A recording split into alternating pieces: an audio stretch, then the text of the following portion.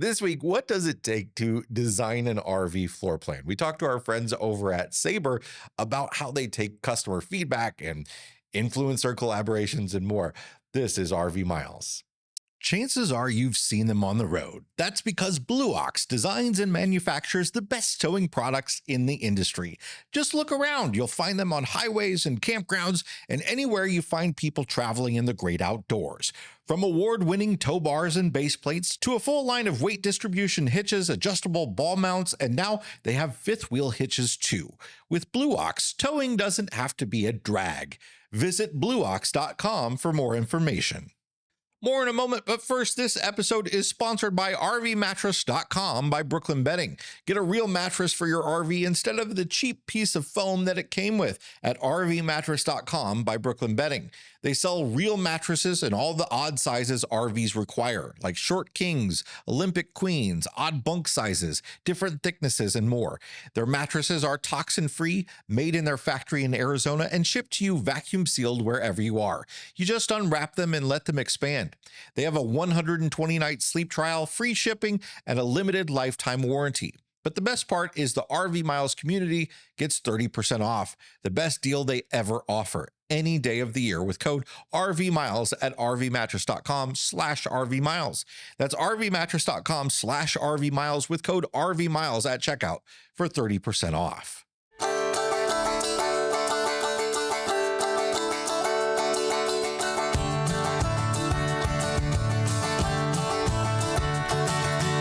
Welcome to episode 390 of RV Miles. I'm Jason. And I'm Abby, and we are two RVers who, along with our three boys, have been crisscrossing all over North America on one epic RV road trip since 2016. Here at RV Miles, we talk all things RV and outdoors, from industry news to travel destinations, designing RVs, and a whole lot more. 390. We're on the way to the big 400. Wow. That's exciting. It's weird. We'll be there in a few weeks. We should, a couple announcements about the coming weeks of the show. This will be our last show of 2025. Happy New Year, everyone. We've wrapped up the year. And starting in 2026, as we did last year, we will be doing mini episodes again for the month of January. So there'll be shorter episodes. Fresh Tank, Black Tank will have the month off. And we'll be taking that time to go to Florida and do the whole RV Super Show thing in Tampa, where we will have a meet and greet. We have decided. Yes. We've put in for a time. Would you like me to jump in here? Sure. Okay. That's why I was about to say we've put into a time, and Abby knows about that, and I don't. Yeah, I could see you trying to be like, what did she tell me in the car on the way here? Right. I do not remember. So part of the reason why we take these mini episodes and we do them a couple times a month, or a couple times a year, I should say, is because we have things coming up that we know, like in August, we knew we were going to be traveling. We also knew it was birthdays. Those are busy.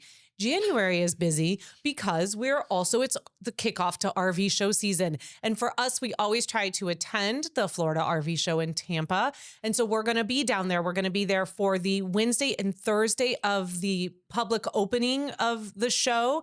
And on Thursday right now, we have put in to do a meet and greet. They have a huge new sort of what they're calling a meet and greet area. They've really kind of leaned into this over the last few years when they finally realized. Yeah. And I should say here too, this is something that I didn't bring up with Dave Kelly last week because I didn't see it.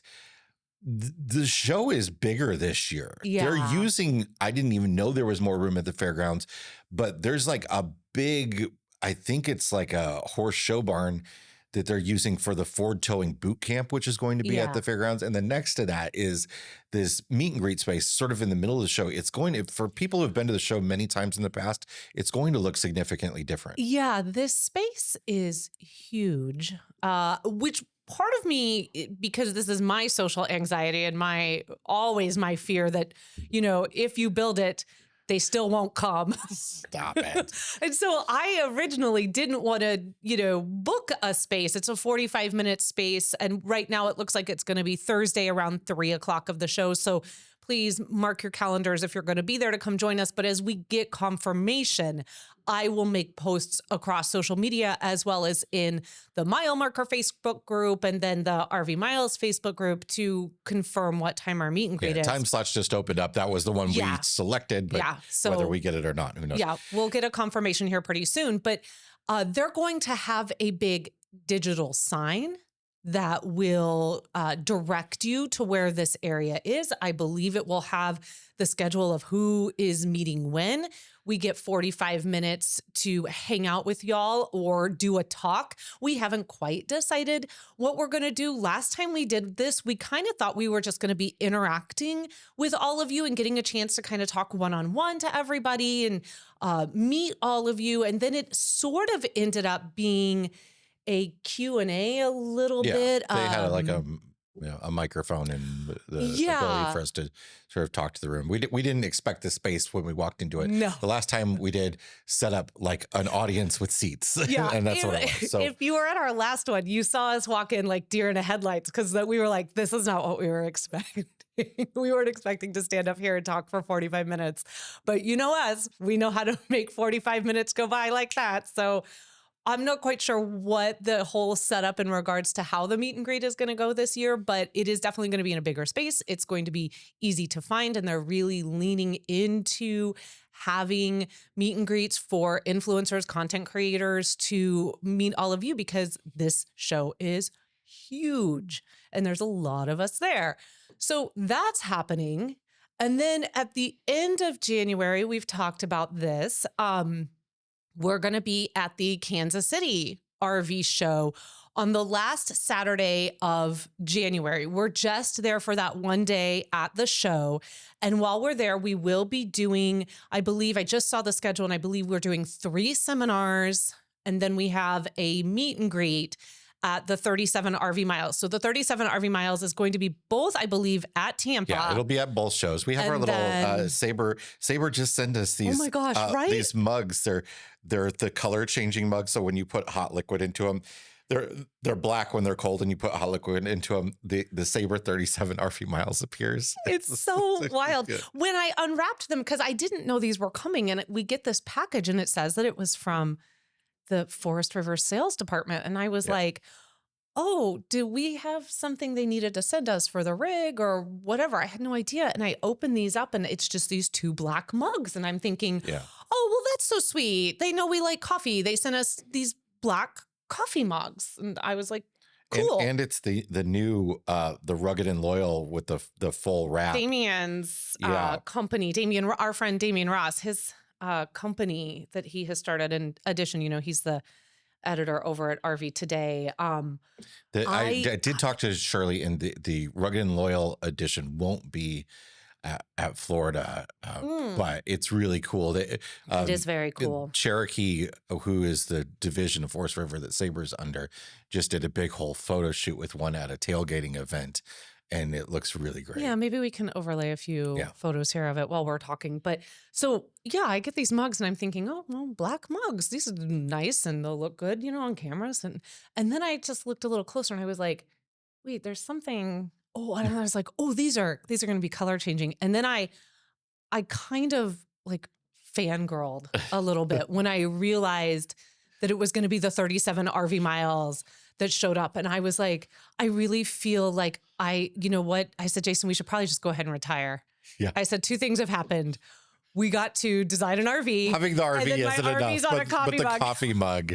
And I was like, and you can tell, like, it's because it's, if you're watching this, you're probably noticing as I'm holding this warm mug, there are spots where I'm holding it that it's starting to turn black again. Those are the cold spots because we still don't have heat in our studio yet. It's like 30 degrees outside and there's no heat in here. There's no heat in here. So my hands are very, very We do cold. have a little space heater going at the moment, but it's not cutting through it. We're not going to get the heat fixed until we come back. So today we're recording this on Friday morning before the show. We leave town basically as soon as we're done with this.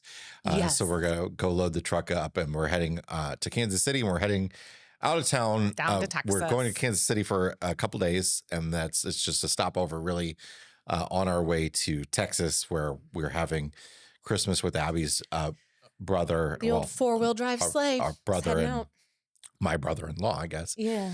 and 85 sister-in-law. degrees. Let's just talk about what the most important part of this whole Yeah, conversation it is will when it be. comes to Texas. We keep thinking, oh, we've got all these nice clothes to wear for Christmas, and they're all I'm sweaters. like, just everybody break out your shorts and t-shirts. It's going to be in the 80s while we're there, and that's really lovely. So that is part of the reason why we have these mini episodes coming up for January because of our travel schedule with work, but also, so we have a couple of big announcements here for RV Miles. So those were the RV show announcements that we just talked about. We've got the meet and greet that's going to happen in Tampa.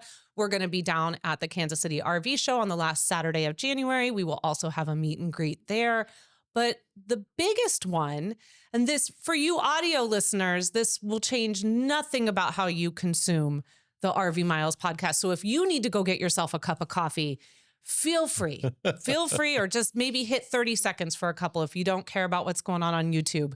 But for our YouTube friends, we have decided that it is time to consolidate and stop having so many different platforms all over the place. Because we've heard y'all for years. I just don't know where all your things are. And the newsletter is a great way to get everything that we're doing without having to worry about what channel you go and find it. So if you're not on the Road Signs newsletter, you should definitely get on that because we send out all the content and you don't have to remember what channel it lands on. But we have decided that it is time to retire the RV Miles podcast channel. And we are going to be moving this podcast that you are watching over to the what I call the OG, the original RV Miles channel, where you find Jason's news videos, where you find our more RV life topic focused videos. We are bringing the podcast back over to there. It'll continue to be on the same day. You'll find it on Sundays over on that channel beginning in January. And I had to just tell you, this has been an agonizing decision to make. Agonizing. Because when we started doing a video version of the podcast, we did put it on that channel. And that was like 4 years ago, 5 years ago. It was almost exactly 4 years ago. So we did maybe, I don't know, 40 episodes or so. A decent amount on yeah. the main RV Miles channel.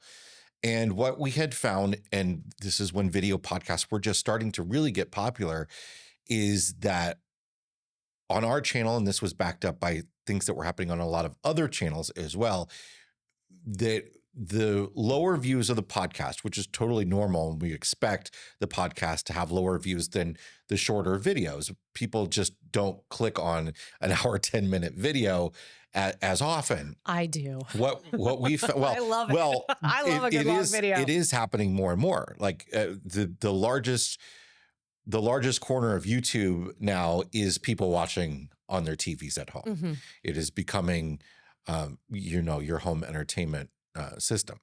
So what we found is it was detracting from some of the other videos. But in that process of moving the podcast over to a new channel, it did solve the problem. Our views went back up almost instantly on the news videos and some of the shorter content that mostly I do. And in that time, though, YouTube has made a big focus on podcasts, and they've sort of understood some of the mistakes they've made where there's mixed content on a single channel detracting from other views. So now really any video you watch on YouTube, it's really supposed to be based on whether other people like that. If it's recommended to you, it's based on whether other people liked it and watched it. And it's really not that much based on past stuff on the channel. And I've sort of spent some time recently verifying some of this with some YouTube experts. Like, is this something that they have solved? Because now there is a dedicated podcast feed on a YouTube channel. And what we have found over the course of us doing this is, yeah, it's helped us in some ways, but there's been so much audience confusion. Yeah. They don't know where to find us, but they search for us and they just find the one channel or the other, and they were looking for maybe the other one, and it gets confusing. So we're bringing them together, and we've sort of said to ourselves, well, even if it does affect views in some way, we don't really care as much about that now. We really care about building community more, bringing people over, and developing this show a little bit more. There's going to be some changes to this show going forward once we have the set complete, and I'm hoping that once the mini episodes are over, that's going to be when we sort of kind of debut the newer version of the show, but we'll see. And it's still going to be a thing there. I don't think anybody listening to this or watching this right now cares. But some of the other people, some people do care. Some of the people that were watching the shorter stuff are like, don't bring that long stuff over here. We don't watch that long stuff. Don't watch it. It's okay. Don't bring that garbage over here. You don't have to watch the long stuff. Leave that woman on that other channel. Don't bring her over here. I'm not going to deny that they say that. Yep, but here's the thing. Like, YouTube has figured it out. And 4 years ago, we traded lack of community for health of channel. Yeah. And now we're at a point where YouTube has figured things out with the podcast, because it is such a huge market for them now, that we can have health of channel and health of community. And so it's really important for us that those things be able to coexist together. And they cannot do that when we are constantly fighting. We're currently running 3 YouTube channels. That's a lot of YouTube channels. And it's always like, where do we put this topic and where do we put that topic, and who gets this and who gets that? And that's unfair to all of you. It's a lot of extra work for us. It was never meant to be a 2-channel RV Miles YouTube thing to begin with. And so I'm excited to eliminate one more extra step so that we can focus our attention on more important things. And so starting in January, you're going to find everything in one place. And we hope that whether you are a fan of short form, whether you are a fan of long form, that you will still continue to join us on that channel. We haven't seen the same reaction in the audio world as we do in the video world to, again, don't bring that long form over here, because we do put the news up on the RV Miles audio. Yeah. And I have seen no change really in the view. The only thing that happens with that is if I forget to put it up, people are like, where is it? Right. They're like, Jason. It's going to be an interesting experiment. But again, I think we've finally made the decision that if it does affect views in some way, we don't care. But really we do care. We do care, but we know that this is the right decision, and we know that things take time. So if you're watching this on the RV Miles podcast YouTube channel, and you are not subscribed to our OG RV Miles channel, that's going to come up across the screen. It's just youtube.com/RV Miles. I like that you say that. Now I have to put it on. Yes, I said it so we can put it on there, because let's be real. As many people are watching this on their television, they're not clicking a description to go get a link. No. They're not doing that. And that is something that we're also discussing with advertisers, because the world of podcasting is changing, and we need to change with that in order to give all of you the best experience possible. So if you're not subscribed to OG RV Miles, youtube.com/RV Miles, go over there, get subscribed to that, and know that starting in January, mini episodes are going to come out, and they're going to be over there, and it's still going to be Jason and Abby. We're still going to be doing our same old thing. We're still going to talk way longer than we tell each other. We always say, we're out of here, 45 minutes, we're done. Never happens. Never happens. The podcast, really, we would like it to spend more time complementing the other videos. So if I, do a news story and perhaps I interview somebody and take a couple of quotes of it and throw it into a news story, well, maybe that full interview will be on the podcast. Or you and I can spend some time talking in depth about a particular news story sometimes, instead of it just living in that short form on the news channel. Yeah, we're tired of pretending like the two things aren't actually one and the same. We talk about them as one and the same at home, but we treat them as two different things here. So we think that this is really going to build community, that we're going to see people who are fans of the short form, maybe want to get a little involved in the long form into short form, and everybody's going to get to know one another. And that is going to be really exciting. So those are our big announcements, mini episodes coming. We're moving to the RV Miles channel, meet and greet in Tampa, and at the Kansas City RV show in January. With that said, let's talk about RVs. We are pleased to have our good friends, Sydney and Shirley from Sabre. And I've said that a dozen times now, and I screw it up every time. Sydney and Shirley from Sabre Sales. Sydney and To chat a little bit about Sally sells seashhells by the seashore. Sydney and Shirley. These are the folks who we worked with very closely in creating the RV. So we talk a little bit in this interview about the design process and how they incorporate feedback, how they decide what floor plans to sell and all that sort of stuff. So without further ado, here we go. More in a moment, but first, this episode is sponsored by eTrailer. Ever feel like finding the right RV part is like searching for a needle in a haystack? Enter eTrailer.com. Whether you're puzzled about which product is right for you or how to install it, eTrailer has got you covered. Their US-based customer service is available by chat or phone 7 days a week, and with expert Q&As, helpful articles, and tons of reviews and install videos, you'll tackle any RV problem with confidence. eTrailer strives to get their hands on everything they sell, and their website is full of overviews, reviews, buying guides, and tutorials.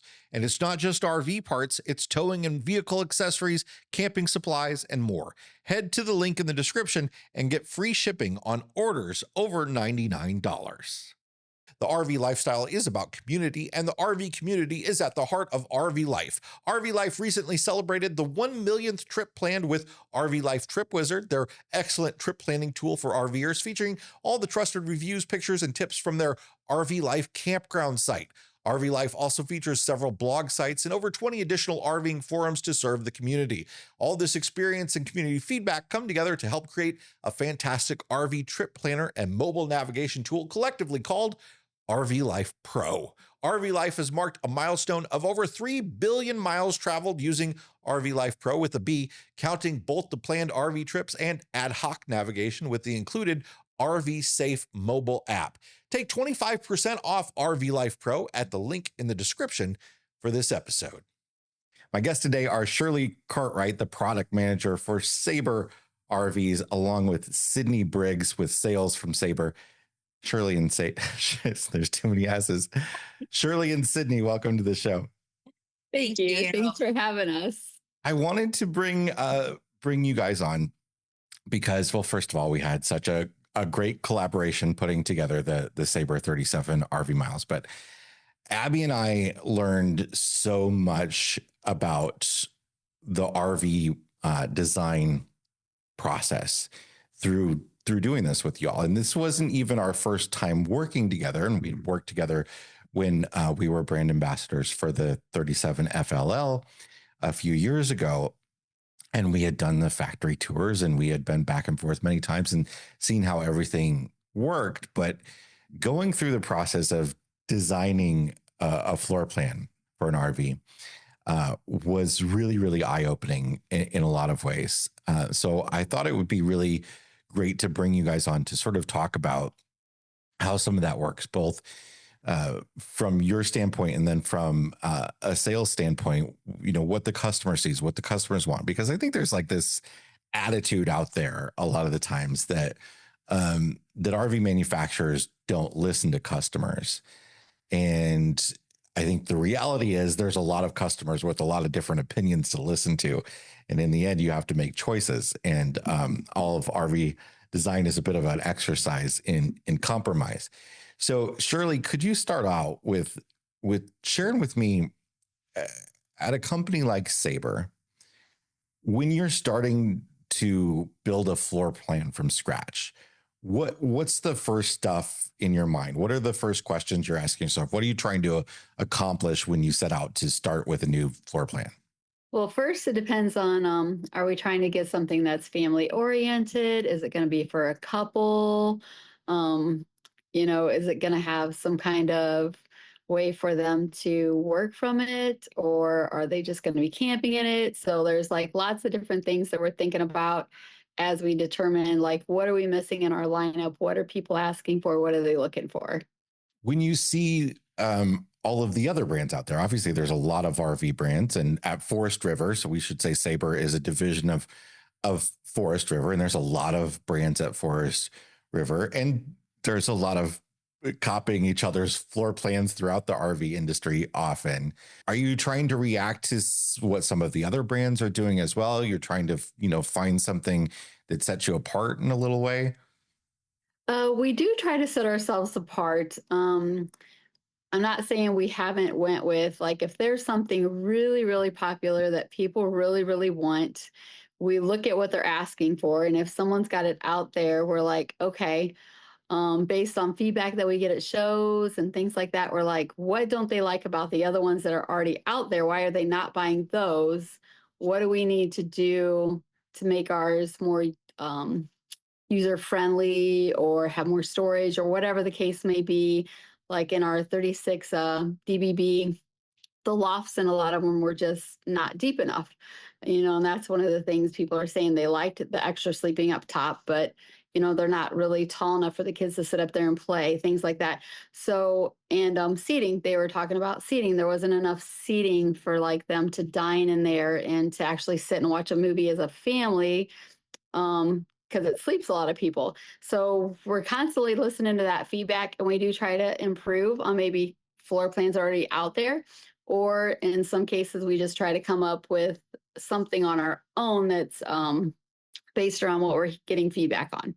But you only do. So one of the things we love about Sabre is right now I think you have seven different floor plans in your lineup. And I think that's one of the great things. You're in this giant company, Forest River, and a lot of people don't realize how separate all of the brands really are. And you've got your own factory and you're producing everything right there. So with only seven products in your line, it must be tough then to make some of those decisions about, well, this is doing really well in the industry right now. For instance, remote work is something that people have really been trying to cater to in the RV industry.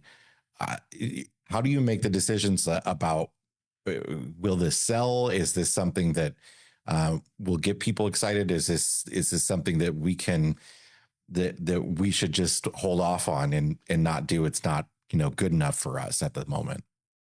We try to stay away from like niche type Hmm. things. So we at the shows, like I'm constantly asking the guys, show season is our best time to gather information. So when we're out there and the customers are coming in, we're asking, what are you looking for? How many are you trying to sleep? What do you do when you go camp? What is your purpose? What are you looking for? So we're constantly gathering a lot of information to find out what's the most important. And like I said, we do try to stay away from niche. We have had requests for certain floor plans that, you know, there's not a lot of people that look for those. Yeah. So we try to go with what majority of people are looking for. Well, I think you also, not all brands work that the same way, right? There are some brands No. out there that are putting 40 different floor plans out and they're just, seeing what sells really well. So that was why I was really kind of interested in that, because I love because Sabre, you do, we pretty much have all the same bedrooms and bathrooms in the front of fifth wheel. You just do fifth wheels. Yes. You're doing stuff, I think, that the folks on the line are really getting to know and getting used to, as opposed to like, what are we going to build today sort of Yeah. So situation. that, like, one of the reasons we do it that way is what you're saying right there. It helps keep the quality up. Like, if they're doing repetition, a lot of the same things, same bedroom build, same bathroom build, things like that, the more repetition, of course, the better the quality, the better they get at it. So that is one of the reasons for that. Also, we don't have any options on our features, Yeah. which we just pack in all the things that we know people want: the solid surface, the lumber core with the true wood cabinetry, auto level, whatever we know is going to make it easier, more enjoyable for their camping experience. We just pack all that stuff in. It helps with the pricing, but it also helps with the quality. So that's one of the reasons too that we just don't have any options. Sydney, you spend a lot of time at the RV shows and interacting like directly with potential customers. I think for folks like me who, do the stuff I do, and the people that are commenting on our videos and stuff, a lot of them, they're really well educated in the RV industry, or they're really involved in like diving through a lot of information about potential RVs that they're going to buy. When you come across potential customers, let's say at an RV show, is that the reality for like the general customer out there? Are there still a lot of people that are just kind of like deer in the headlights? We're not really sure what we want, and we need you to kind of help us through figuring out what it is.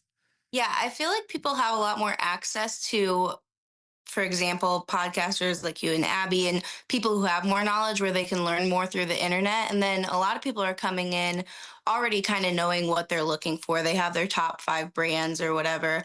But there still is people who are coming in who have never camped, never traveled in an RV or even been in an RV before.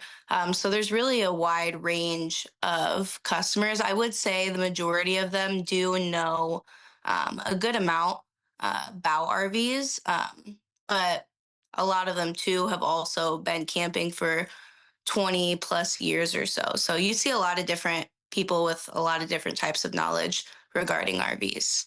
I think there's always been something interesting to me about like RV shows. It's like, and that's the one time that I mainly, hear what potential customers are saying as they walk through them and stuff, is that a lot of what potential customers say they want sometimes seems incongruent with what they actually buy, or what they're willing to pay for, I guess. Mhm. Is Do you find that a lot of customers are have some deal breakers over sort of small things that are really hard to sort of navigate around, talking to them about why you don't need that, or why maybe you do want something different? Yeah, I think that everybody kind of has what they want in their mind. And for deal breakers, I feel like it's really hard to kind of pull somebody from something that's a deal breaker, even if it is the smallest thing. And it's happened multiple times to me at shows. And it kind of comes to a point where it's just like, at the end of the day, that's kind of the unit they're going to be in. And when they have a deal breaker like that, even though I may feel like it's small, if that's really what they want, I always let them know that's what they're paying for, and that's what they'll be using moving forward. So it better be something that they really, really, really like. So I just try to help them find whatever is kind of in their dream list of things that they want. Because, well, like I said earlier, it is all compromise, and you could have an RV that has everything you want in it, but it's going to be giant and cost a lot of money the more you have in it, right? So when you go through the process of designing an RV, Shirley, like we did with you over the course of several months leading up to the launch of the 37 RV miles, I think maybe there's a bit of a misconception out there too about how big of companies you are and how many people are involved. And I mean, there is a decent amount of people involved, and there's a lot that goes into it, but the decisions happen really quickly, don't they? Yes, they do. For us, you gave us sort of a hands-off approach for a while. You were just like, you just send us ideas for what you want. And we did. And we went through back and forth in a process of, obviously we were not just trying to build a great RV for us. We knew we couldn't build a perfect. I think that's the first thing that we learned, is like, you can't build a perfect RV because that doesn't exist. And there's the perfect RV for a certain person, but that might not be the perfect RV for another person. We really wanted to build something with you that a decent amount of people would be interested in buying, not just Jason and Abby, right? Right. And a few others. So, but I think what we did in that approach was we sort of went through this process of sending you ideas, and then sort of that gets refined. So you've got you and the other folks at Sabre who come up with ideas for floor plans and things like that. But then there's more, like, that's going to engineering, and then to legal, and then there's the mock-ups. Give us an idea about what the process of is getting an actual RV designed to the point where it's going to be actually produced in like a full prototype. Yeah, there's a lot to it. So you like I'll start with ideas because I'm not the engineer, obviously. So I will come up with ideas and I'm like, I'm thinking this, I want this. And then it gets to engineering and they're like, structure wise for the wall, the windows, you got to do this, you got to do that. Like, there's so much more to it than like even I realize a lot of times when I'm trying to like throw ideas at them. So yeah, and there's codes that you have to make. And when you're also building, we also are restricted depending on our vendors. So some things are not built here. Some things are built here, but they only build maybe so many sizes. And maybe we're trying to put in, let's say, an 80-inch sofa, but they only have other sizes. So the 80-inch is not going to work for what we're trying to do. Maybe it's got to be bigger. Maybe it's got to be smaller. Um, so there's just so many things that also limit us when it comes to our supply chain too. Mhm. So you're working with your design, you're working with supply chains. Yeah, there's just a lot to it, more than what you realize. Yeah, I just remember we had some changes based on like what engineering said was possible, and then legal gets involved because they have concerns over safety and issues like that. And then but Mhm. there's obviously how it's going to be built and how the team on the floor is actually going to go through the process of producing this unit. So we started with a mock-up, which is not on a chassis, right? It was almost like building a small Yeah, apartment on the floor. And I building it felt all. like Yep. that was kind of the point in the process where like the real work, you feel like you've done so much and you've come up with an idea, but then I felt like the team on the floor who's actually putting it together, they're the ones that end up coming up with so many like unique little solves to make things work or a little bit better. Oh, absolutely. We do have a fantastic team when it comes to that because I'll throw ideas out, and a lot of times they make those ideas 10 times better than what I thought or what I even realized was possible. They'll be like, Shirley, did you think about this? What if we did this?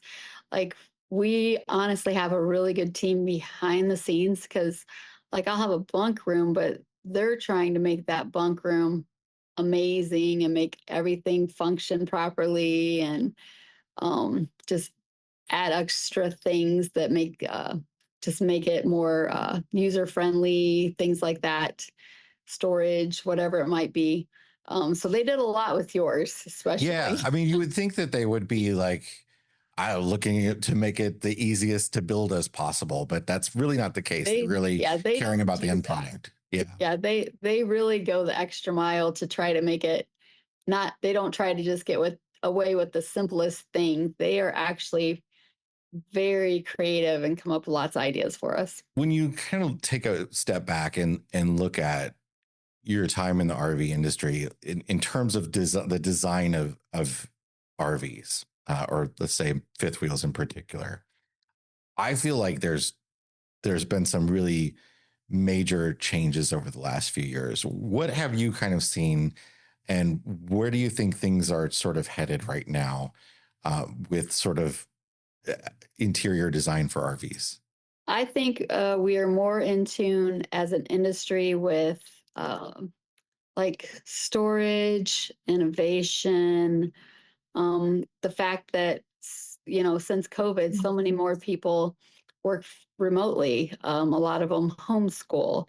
Like, so I know a lot of different brands have tried to incorporate multi-purpose like tables that can also be desks or rooms that cannot just be a bunk room, but maybe an office, things along that line.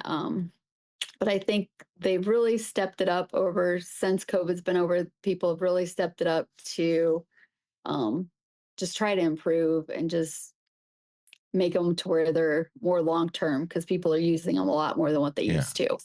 Well, I think that's a good point because there's another narrative, that goes around that a lot of the RV manufacturers don't care so much sometimes about quality, that we're trying to whip them out as fast as possible. And my experience with you guys has been if something isn't working, I mean, the last thing you really want is a warranty claim. And Yes. and beyond that, the last thing you want is many warranty claims for the same thing.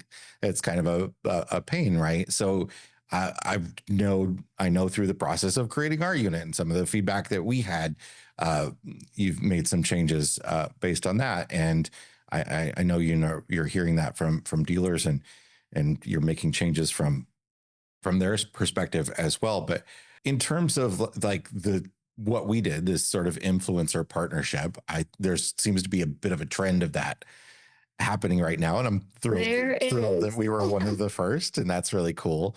Um, for us, obviously, it was eye opening to be able to be a part of this, but when we hear customers all the time saying, why don't the people that work in the RV industry camp, or why don't they listen to campers? It seems to me like this is sort of like a way to do that seems to be working pretty well. Yeah. Yeah, because like I said, we've been doing it at shows. Like we take that feedback, and every week I ask the sales guys, "What are you hearing? What are you seeing?" But we took it to another level with you guys, like having you help us create something.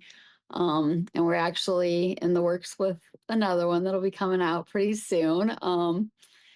And then we also took it to another level with your 37 RV miles. I believe you're aware, we have talked about it a little bit, but we have the new printed version now Mhm. that's going to be coming out early this next year. So for those people that, don't want the graphics, that want more of a painted look, we do have the digital print units. We have two different colors coming out. One's in your 37 RV miles, and another one is going to be our new 36 EST, which is a new floor plan that we brought out just recently. So, Yeah, they look really slick. It's really really cool. Well, that's a good lead into Sydney. Can you give us an idea of what is new in the 2026 Sabre models? Yeah, so we kind of focused on adding more of a luxury look to the units this year. So we did a full profile front cap this year. That added some convenience because now they can use a stackable washer dryer prep. We added bigger windows this year, so it lets a lot more natural light into the units. Molded one piece fiberglass shower in all of our bathrooms, all of our main bathrooms. Definitely gave the bathroom a different look as well, along with LED medicine cabinets. We added some more fun hidden storage throughout the unit so that they can hide their valuables or anything that they'd like to hide in there. Oh, yes, our new projector. So we have a smart projector this year, and the really cool thing about that is it comes with its projector screen in there that doubles as a blackout blind. But also, you can take that smart projector off of its bracket and take it outside and use it as like an outdoor cinema, which is really fun for kids. I know that I grew up camping, and I would have loved that when we grew up camping with our parents. So. Yeah, I remember the first time we saw somebody doing that. They were actually watching the Robin Williams RV movie, and I just thought that was really cool, like to be out in the middle of nowhere, just having a video projector on the outside your rig. Well, I'm looking very very much forward to heading down to the Florida RV Super Show. I'm sure we will be seeing Sabre units there again this year. And RV show season is about to start. So I know that's a busy time for you both, where you're heading everywhere around the country to all the different RV shows that are all over the place, not just sort of the big ones. So if anybody is looking to check out a Sabre, please do so in the coming months at an RV show, or of course you can find them at any dealership. And Forest River's website has a great dealer locator where you can find your local dealership if you're looking to check them out in person. Shirley and Sydney, thanks so much for being here. thank you for having us. We appreciate it, Jason. Tell Abby hi for us. Harvest Host is a membership that allows RVers to take a rest from the road and enjoy unlimited overnight stays at over 5,000 unique locations in North America. like breweries, farms, attractions, wineries, and much more. Easily plan and book your next RV trip and enjoy over $1,500 in exclusive member benefits by joining Harvest Hosts. Get 15% off your first year of membership with the code MILES. That's MILES. Go to harvesthost.com to become a Harvest Host member today. It is time to check the level of our tanks, and that is sponsored by our friends over at Liquefied RV Toilet Treatment, the no BS toilet treatment. And you can find Liquefied at liquefiedrv.com. Okay, Jay, what is in your black tank this week? Oh, my black tank is this situation that's happening with Battleborn batteries. Battleborn has been a fairly well-respected brand over the years of lithium batteries, and there have been reports in a very large solar and battery forum of people having issues with the terminal, the positive terminal on their Battleborn batteries heating up and sometimes failing. So that forum is ran by a guy named Will Prouse, who has a very large YouTube channel, and he reviews batteries. He tears them open. He does a lot of solar and battery stuff, but what he's really known for is that he takes lithium batteries, and he's done it with like 100+ different lithium battery brands, and he rips them open with like a Sawzall or like a mini power saw, and does a teardown, shows you the insides, and talks about the design of them and some of the problems and so forth. So he'd heard in his forum that this was happening with Battleborn, which generally, again, a more expensive brand, but a fairly well-respected brand based off of their warranty and the number of people that buy them, the number of influencers that have shared them. Can I just say really quick, do you think it's well respected or well known?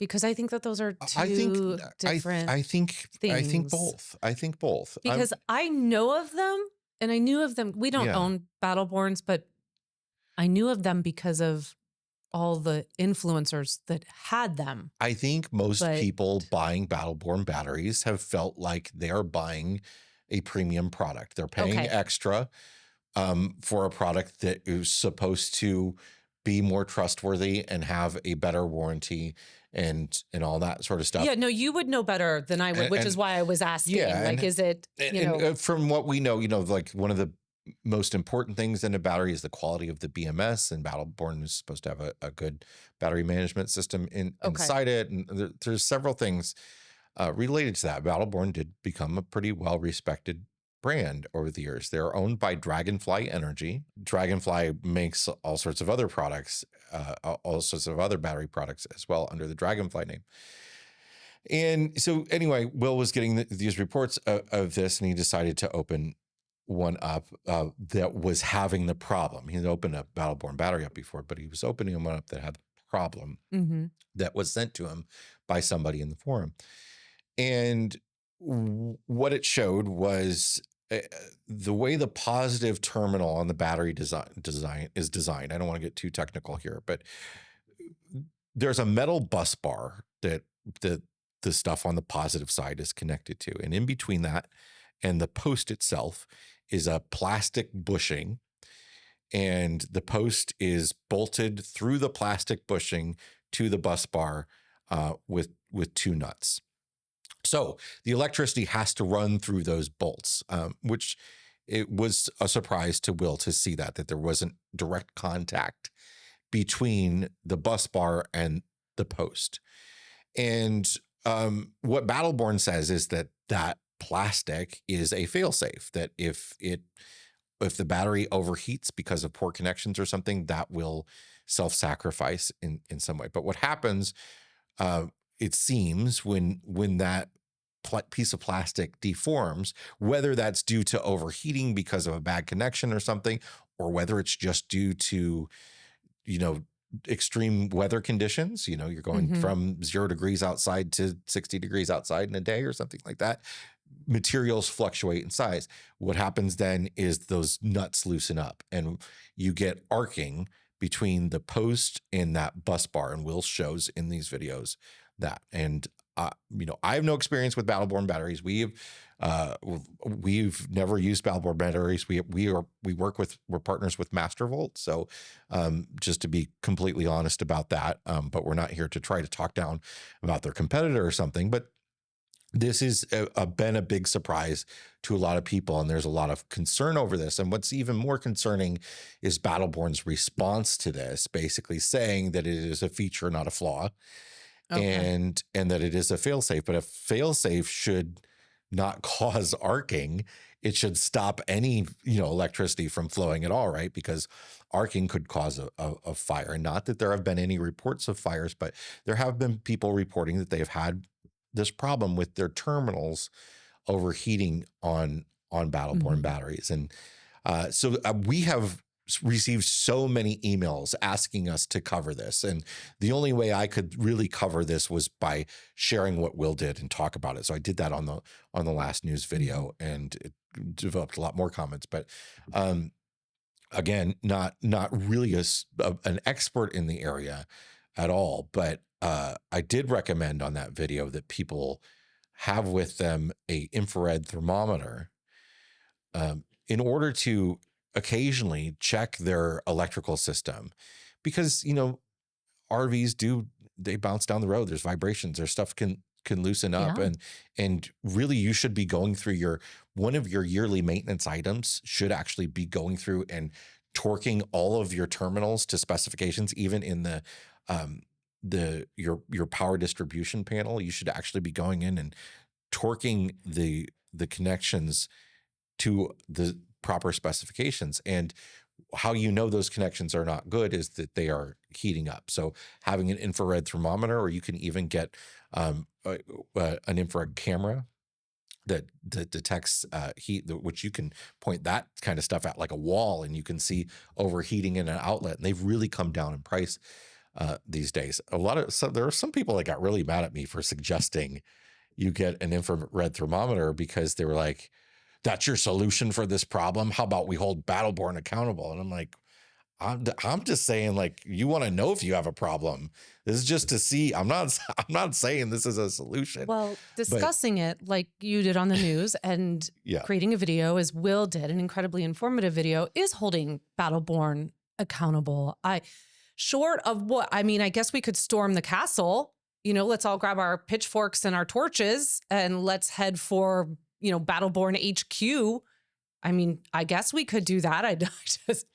I don't really think that's going to I, work, I short of landing us all in jail. But, yeah, I you do hold people accountable by by sharing that it's discussing, happening. and Yes, you hold people accountable and I think that this will go back to the comment that you made about being a little disappointed. And I'll say, I'm probably just going to go ahead. I didn't really have a black tank, and I think I'm just going to jump on this one with you because I want to talk about it for a minute. But I think when you said something about being disappointed by Battleborn's response, yeah, I think that the way you hold a company accountable with things like using an infrared thermometer to find out if you're having a problem is we need more and more people to speak up. At some point, they're not going to be able to ignore this. I would argue that they shouldn't be ignoring it right now. I think that there's been enough chatter out there and enough people coming forward that your response shouldn't have been, this is standard and this is how we do it, and you all need to chill out.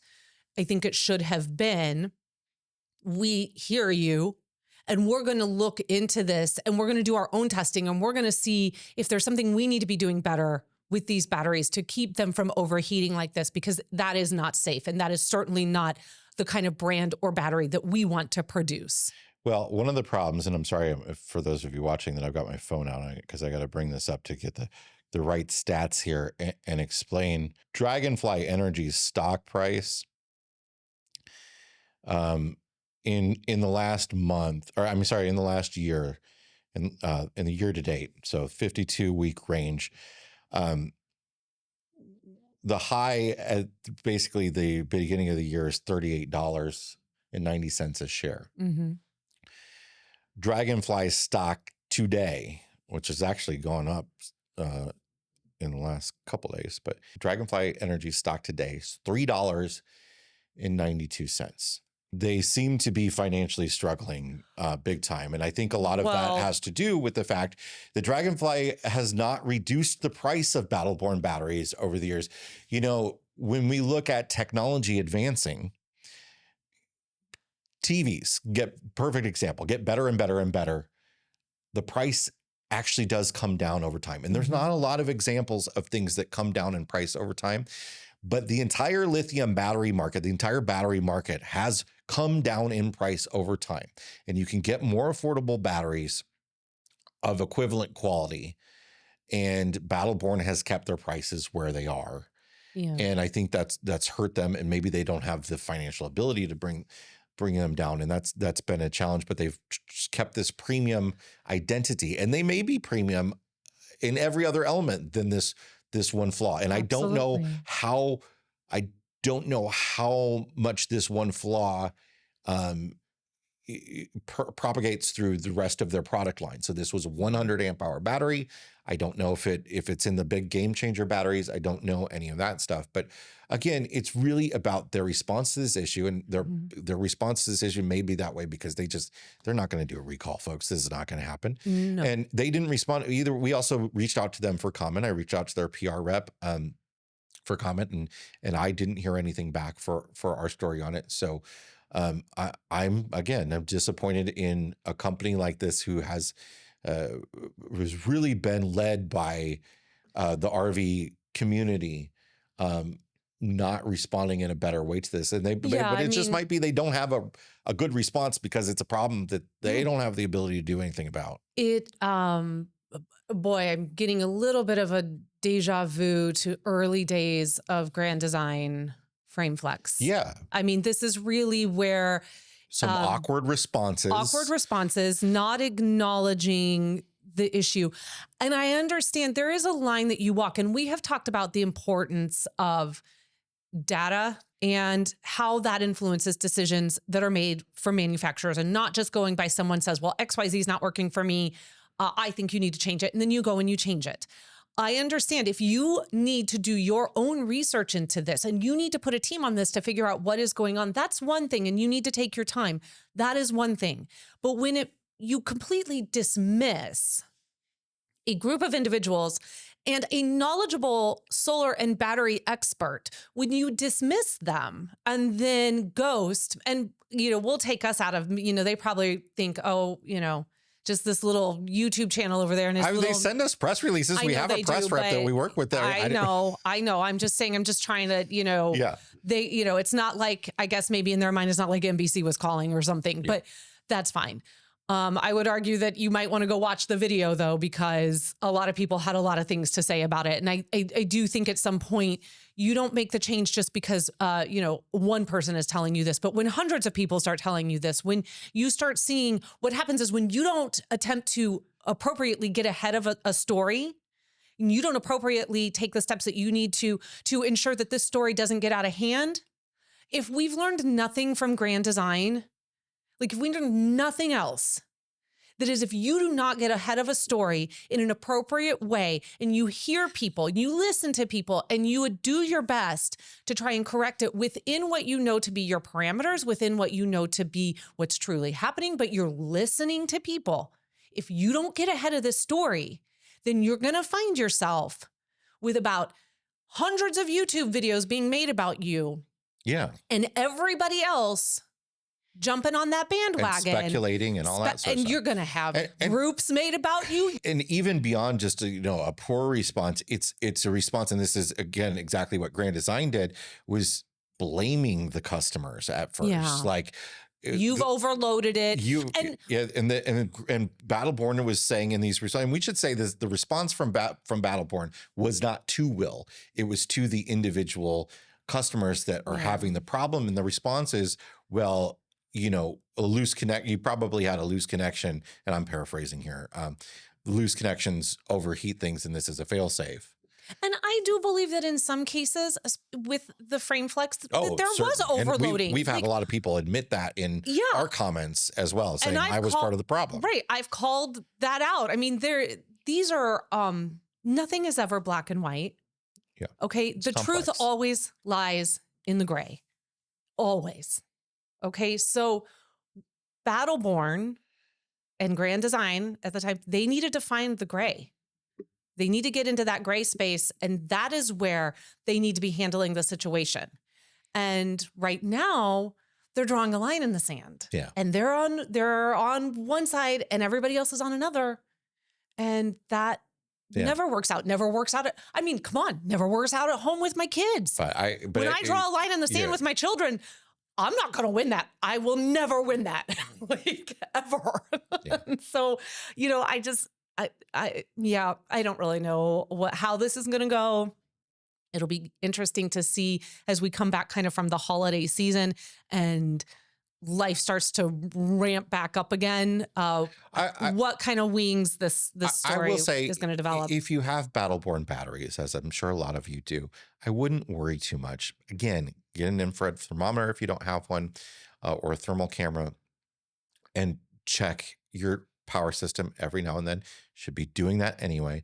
If you see a terminal heating up, then you can decide whether or not to take that battery out of the, you probably should take that battery out of your system. And then you should be contacting Battleborn for a replacement under their warranty, which, part of what I'm hearing out of this whole situation is Battleborn's warranty isn't as exciting as a lot of people, thought it was over the years. Because the thing is, if you have to return a battery to be tested by Battleborn to be replaced under warranty, well, you're shipping a battery that is a hazardous material through the mail, and that costs a lot of money to do. So you're already spending like $100 to just ship it back to them. And there's a whole process involved, and it's not as great as you've been led to believe, which is a whole nother thing that Abby and I have been dealing with and talking about a lot lately, with that we hate buying things online anymore. We'd much rather just go to the store. If I've got a battery that's got a problem, I'd rather just be able to take it back to my RV dealership and have them deal with it and give me a new one or something like that. I know that's not the world we live in right now, but it's been frustrating for us as we do our holiday shopping, for sure. Yeah, so we'll keep our ear to the ground on this story, and I'm sure this is not the last time we'll be talking about it. But we need to move on, sure, because we've now turned this into a 2-hour episode. Jason, what is in your fresh tank this week? We are not getting on the road by 2:00 today. This is not happening. What's in your fresh tank, hon? My fresh tank is fantasy football playoffs. No, I don't want to talk to you. Here. I'm leaving. I'll be back when you're done with this fresh tank. We are in playoffs for fantasy football in both of the 2 mile marker leagues and in our family league. And I'm in all 3. So I'm very excited about that. It's been a really wild year. And, if this is something that you're interested in joining us for next year, this is something we have done with mile markers the last couple of years. We're going to find some new ways to sort of have everybody be able to talk a little bit more next year. Spice it up a little but bit. Abby's disappointing because she's not doing so hot. I am in the everyone's a winner playoffs, also known as the consolation games. So the weird thing, why do we even have them? The weird thing about this is, so we split the mile markers up because there's too many into 2 different leagues. But you and I and our son Ethan are in all 3, or both of those leagues, and then our family league. Yup. And some reason, the way that it worked out this week, I am playing Ethan in all 3 leagues. So he is giving me the hardest time. He's like kid. Bragging, and he's so like, love he's this kid. talking crap to me a lot, but it's all about one league. And I'm like, I'm destroying you in the other 2. What's happening? This Thursday night, there's only been 1 game and I have 90 points. You and Ethan both landed in the playoffs for the Super Bowl of fantasy football for both mile markers and the family. And I landed in the games where I'm just trying to place 5th. Just trying to place 5th. That's how you win the consolation games. And to all of my mile marker friends out there who are also in the consolation games with me, I see you. I feel your pain. I know what this is like. I raise a glass to you because we tried. We really did. And at some point in the season, I just turned my focus on trying to ruin it for all the rest that were up there in the top four. I should have had you just trade me some good players. You I'm wouldn't not have done. You would interested in never have helping done you. that. Not interested. I am bitter that way. I am a bitter person. The only one I'm rooting for at this point is Tim, who is currently in one of our leagues, 15-0. And I just want this man to finish out without a single loss. I think that is spectacular. And then I will need him to teach a masterclass on how I can do that. Only to me, though. He can't tell his secrets to anyone else. And then, yeah, so it's been really fun. We love fantasy football. It's fun in our house. It's never something that I thought I would be into. No, but I love it. It's great. I really enjoy that. It is something that not only our family does together, but we do as a community with our mile marker friends. And But it's been a good football season in general. This has been one of the great things about the NFL in the last few years is that there's a lot of parity in the league and a lot of teams are even. There's been teams that have been surprises, like the Bears. You're wearing your Bears sweater today. Oh, let's go. I mean, no, it could be when you watch this on Sunday that rather than being the cheerful Bears fan I am right now, I might be won't because we're playing Saturday night against the Packers. Boo. And so sorry, our Packers fans. Sorry, Packers fans. But I love you. But we will never meet in the middle on this one. Y'all are mean. You're mean to us. You say mean things about us. You're mean to us. Bears fans say a lot of mean We things are the about nicest. We are the nicest fans in the NFL. It's not true at all. But we're nowhere near. But we're nowhere near the bottom. We're not Steelers fans. We're not Kansas City fans. We're not Patriots fans. Oh, it's rough being a Kansas City fan right now. I actually feel really bad for Patty Mahomes. But have you ever seen the SNL sketch? It's like a Buffalo Wild Wings commercial, and they're all having fun. It's football season, watching football, and it's an episode where Bill Burr is hosting, and he's part of the commercial, but he's just at B-dubs because his wife doesn't like him at home during football. And he's a Patriots fan, and like he gets in a fight with his son who's been waiting outside with his grandkid. It's great. So funny. So, anywho, it's been a really fun fantasy football season, and it is coming to an end, which is a bummer. What's in your black tank this week? You don't have one. I don't have one. You jumped on the battleborn with me. Yeah. What's in your fresh tank? So my fresh tank is just so over the week I baked a bunch of cookies and I put them together into 10s for some friends, for our neighbors, for some family, which was a lot of fun. That's the first time I've really ever done anything like that or had a kitchen big enough that I could bake the kind of big batches that I was baking because I was giving away to 6 different people. And I'm not a really super sweet person. Like cookies are, for the most part, really never my thing. They're always very, very sickly sweet to me. And this is not a new cookie. It's not, I'm not reinventing the wheel here. I'm just sharing this particular cookie that I really enjoyed baking. If you are much like me and don't particularly like a really sweet cookie, or you don't want to do something where it requires a ton of frosting and sprinkles to decorate it, but you want something that looks really beautiful for a cookie. And that is, gosh, I looked this up and I hope I'm going to say the name right. The Specula's cookie. It's an Specullaas. It's a Dutch cookie. And what's really lovely about it is that it's a lot of warm spices. So it has cinnamon and nutmeg and cloves and mace. And I believe I'm leaving out one more spice that's in it.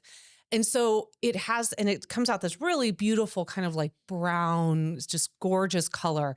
And they're nice and crispy. They've got a really nice warm taste to them. They're not sickly sweet. And what's really fun about these is that they're meant to be stamped with those wooden stamps of the name that I cannot pronounce, so I'm not going to try. But you stamp them and you make these beautiful imprints in them, and they bake so beautifully like that. And I didn't have the wooden block ones, but I had these really beautiful cookie stamps, and I used those.